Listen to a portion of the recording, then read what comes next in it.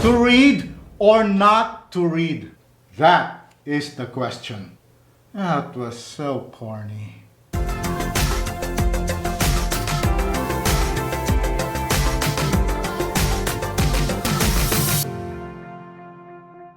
Kumusta po kayo? Welcome back. Let's continue our journey in learning a beautiful language, Tagalog, the language of the Philippines. In my last video, I have talked to you about the root word sula, which is formed into several versions of the verbs equivalent to the English verb to write. This time, I will dig deeper into another root word, and that is the root word basa, read, which we will form into the verbs equivalent to the English to read. And as you may already have known by now, Tagalog has many versions of verbs you recognize in English. Before I begin, please make sure that you have seen 3 of my previous videos, episode 63, 64, and 65. Those are my introductory videos on how Tagalog word works and how verbs are formed. If you have missed those, I strongly recommend that you see them to truly appreciate this current video. You will find the links in the description box down below. Also, if you are new to this channel, please make sure that you are subscribed and please hit the bell icon so you will be updated of new videos. Tara, simulan na natin. Always remember that in Tagalog, verbs start with root words. No root words, no verbs. Verbs are formed by combining a root word with affixes. There are many combinations producing several verbs from the same root word. Verbs are conjugated according to aspects and not tenses. Verbs behave according to focus system. For now, I will only tackle verbs under the actor focus and object focus. Actor focus verbs emphasize the actor or the doer of the action, and object focus verbs emphasize the object of the action. Please also remember that subjects for actor-focused verbs are generally group 1 personal pronouns, and subjects for object-focused verbs are generally group 2 personal pronouns. Alright? Now, let's get to know the root word basa, read. The root word basa is also the imperative form. Well, one of two. You can use it as a command. Basa, read. It is rather unpolite. You will most likely hear that from an irate teacher. Now, to create a verb, we combine the root word basa with an affix, of which we have several. Mag, ma, in, e, and an. Incidentally, these are the names of some of the main verb groups, like the verbs, the mag verbs, the in verbs, etc. If you feel that I am going too fast, you may pause the video and rewind to the point you need to check back to. Cool? With the formula of combining the root word basa with the different affixes, we can now have the most basic form of a verb, the infinitive form. Tagalog has several versions of the infinitive verb to read. Please take note of the placements of the affixes represented by the yellow letters. The many versions of the verb to read in Tagalog are BUMASA, to read, to be able to read something written. MAGBASA, to read. MABASA, to be able to read, is read, can be read. BASAHIN, to read. IBASA, to read for someone. BASAHAN, to read to someone. All of these verbs have something to do with the act of reading. The infinitive form is also the second part of the imperative form, or the form that you use to command or to request someone. We will use them in simple sentences. Before I do that, let me just emphasize that Tagalog has flexible sentence structures and word order. It has the subject, verb, object, or SVO structure, which is similar to English. But this structure is considered very formal. In the examples I will mention in this video, I will use the verb, subject, object, or VSO pattern, which is more casual and the natural sounding sentence structure in Tagalog. Tara, simulan na natin. Let's start with the second form of the imperative form. Bumasa ka ng libro. Read a book. Magbasa ka ng libro. Read a book. Both verbs are used in the same way. In fact, they are interchangeable. In these examples, the indirect marker ng is used. Ng libro, a book. Any book, not a particular book. If I have to pick one verb for you to use between these two, it's magbasa. It sounds more natural. Let's continue. Basahin mo ang libro. Read the book. This verb is used if you wish to be specific. It uses the direct marker ang libro, the book. It's a specific book. This is the other verb I'd recommend you to take particular attention to. Ibasa mo kay Tess ang kwento. Read to Tess the story. This verb emphasizes the story. Use this when you wish to instruct someone to tell Tess the story, a particular story and not any other story. Basahan mo si Tess ng kwento. Read to Tess a story. This verb does the same thing as the previous one, except it emphasizes telling a story, any story, to Tess.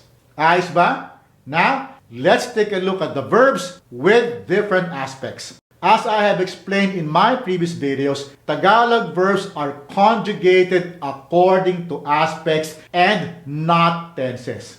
Let's begin with the progressive aspect or nagaganap.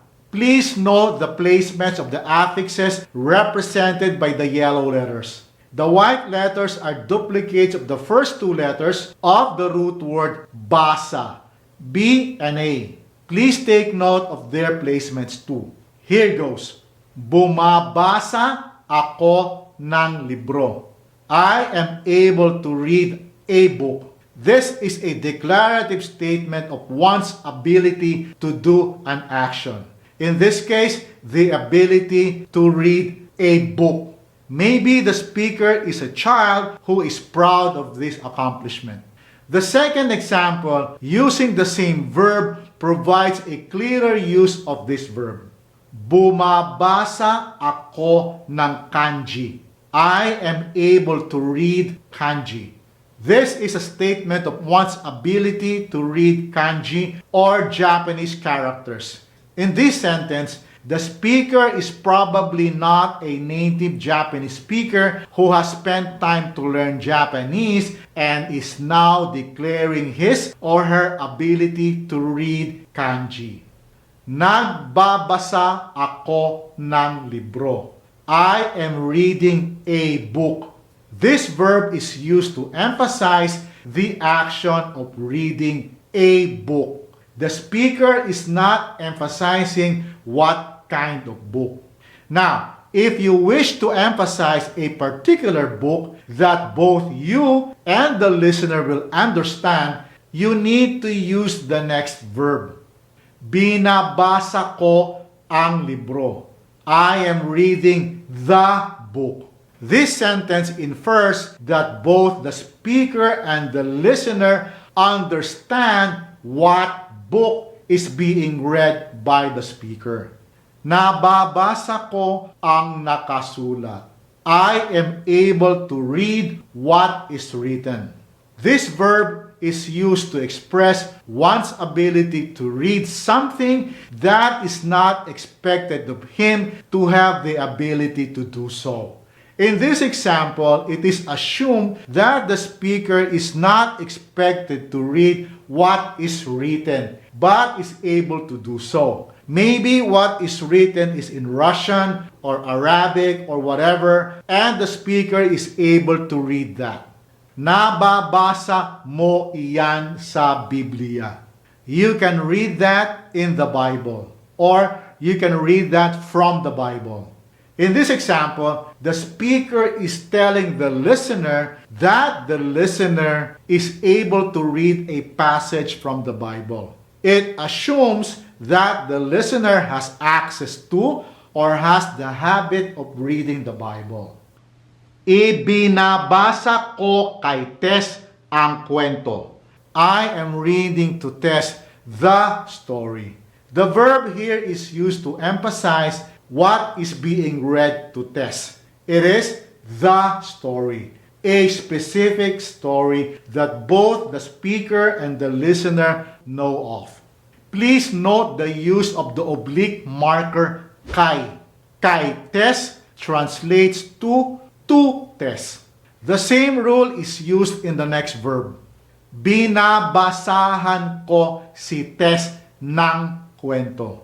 I am reading Tess a story. The verb in this example is used to say that a story or some story is being read to Tess, not a specific story. Both ibinabasa and binabasahan are interchangeable. It's just a matter of what you wish to emphasize. Now, let's try the completed aspect or naganap. This is when the action has already occurred, hence the action has been completed.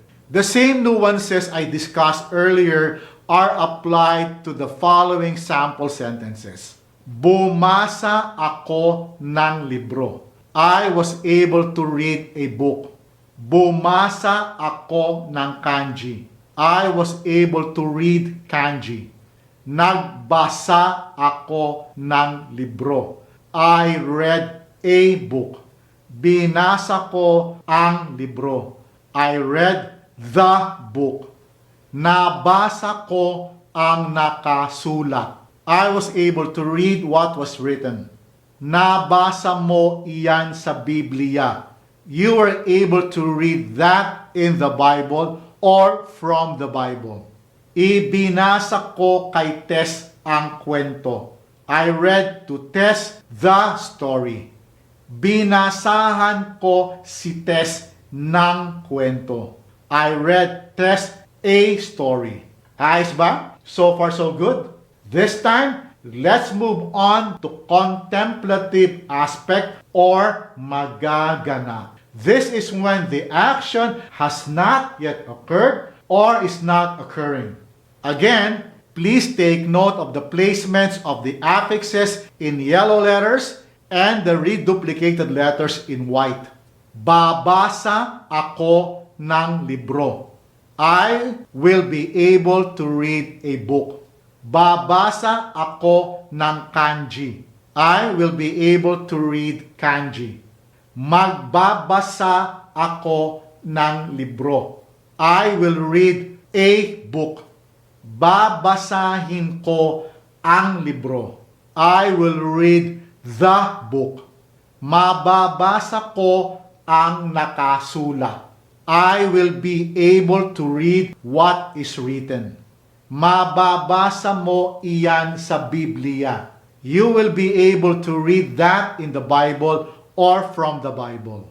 Babasahin ko kay Tess ang kwento. I will read to Tess the story. Babasahan ko si Tess ng kwento. I will read Tess a story.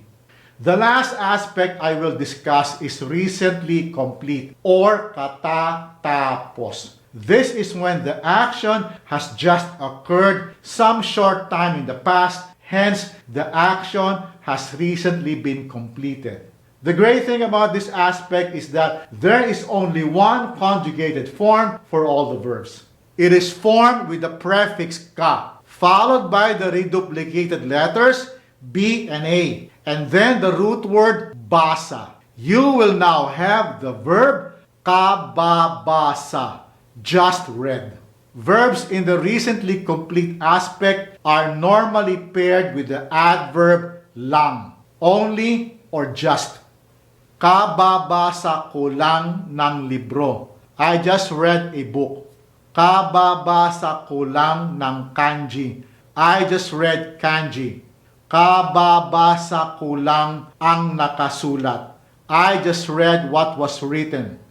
Kababasa mo lang iyan sa Biblia. You just read that in the Bible or from the Bible. Kababasa ko lang kay Tess ng kwento. I just read to Tess a story. Kababasa ko lang kay Tess ang kwento. I just read the story to Tess. However, you cannot use the direct marker si or its plural form sina in the recently complete aspect. You cannot say, kababasa ko lang si Tess ng kwento. No, you cannot say that. Please remember that. As you may now have started to realize, Tagalog verbs can look complex at first glance. You don't need to memorize them. Just be aware that they exist. This channel's goal is to provide you with some point of reference that can guide you. With practice, you will be able to get the hang of it. The key really is for you to go out and speak with your Filipino friends and partners. They will be more than happy to help you. One final note. There are 3 Tagalog verbs directly translated as to read. I picked 2 that you should pay attention to. MAGBASA and BASAHIN. You will encounter these most of the time. That's about it for now. If you think this video has been helpful, please click on the like button. That will help this channel reach more people. In my next video, I will dig deeper into another root word, kain, eat. I hope you will catch that. I will see you soon. Maraming salamat po at hanggang sa susunod.